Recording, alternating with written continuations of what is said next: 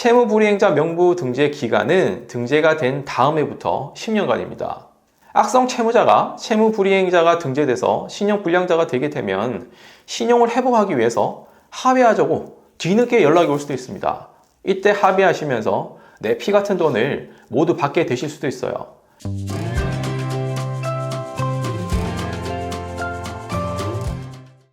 안녕하세요, 김민중 변호사입니다. 돈을 빌려주고 못 받고 있는데 돈을 빌려간 채무자가 상거지 중에 거지, 악성 중에 개악성 채무자라서 돈을 절대 받을 수가 없는 상황이에요. 이런 경우 어떻게 해야 됩니까? 이런 경우는 현실적으로 당장 돈 받기 힘듭니다. 돈을 못 받는다고 가만히 있을 수는 없잖아요. 신용불량자라도 만들어야 됩니다. 법률 용어로 채무불이행자 명부 등재 신청이라고 합니다. 이번 시간 악성 채무자, 신용불량자 만드는 방법을 알려드리고자 합니다. 그 개악성 채무자를 내가 신용불량자로 만들려면 일정한 요건이 있어야 됩니다. 채무자가 6월 이내에 채무를 이행하지 아니해서 등재 신청하는 경우에는 집행권한이 있는 확정 판결 등이 있어야 됩니다. 쉽게 말해서 내가 판결문을 가지고 있는데 6개월 동안 채무를 변제하지 않았을 경우에는 채무불이행자 명부 등재 신청할 수 있습니다. 그리고 재산 명시기일에 채무자가 재산 명시기일에 불출석했거나 재산 목록 제출을 거부했거나 선서를 거부한 경우에도 채무불이행자 명부 등재 신청을 할 수가 있습니다. 그리고 거짓된 재산 목록을 재산 명시기일에 채무자가 제출한 경우에도 할 수 있고요. 채무불이행자 명부 등재 신청을 할 때는 채무자의 주소지 시구읍면 장에게 보내야 되기 때문에 채무자의 주소를 소명하는 자료를 제출해야 합니다. 이런 요건들이 있으면 그 악성 채무자, 신용불량자로 만들어서 응징할 수 있습니다. 채무불이행자 명부 등재 신청서 작성하는 법을 알려드리겠습니다. 우선 제일 위에 채무불이행자 명부 등재 신청이라고 이렇게 멋지게 기재를 하시고요. 채권자 이름에 내 이름을 적습니다. 내 이름과 주민번호 그리고 주소를 적어주고요.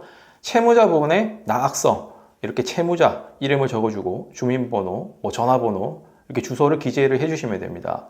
그리고 집행권한의 표시, 내가 만약에 판결문 받은 것이 있다면 그 해당 법원, 사건 번호, 사건명 이렇게 기재를 해주시고 집행력이 있는 판결 정보는 있다 라고 기재를 해주시면 되는 겁니다.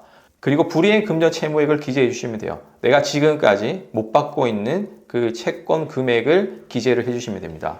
그리고 신청 취지에 채무자를 채무불이행자 명부에 등재한다 라고 적어주시면 되고요.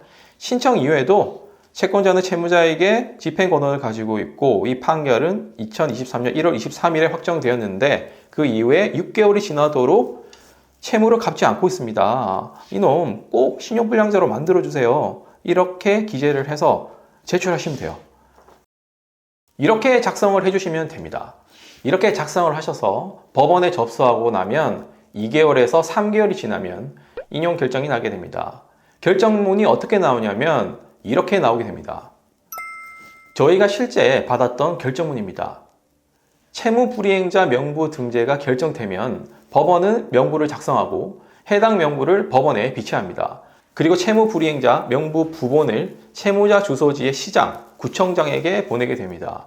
그리고 전국은행연합회에도 보내게 되는데 이것 때문에 채무자가 은행, 카드사를 포함한 금융사의 거래를 하는 것에 제약이 발생하게 됩니다.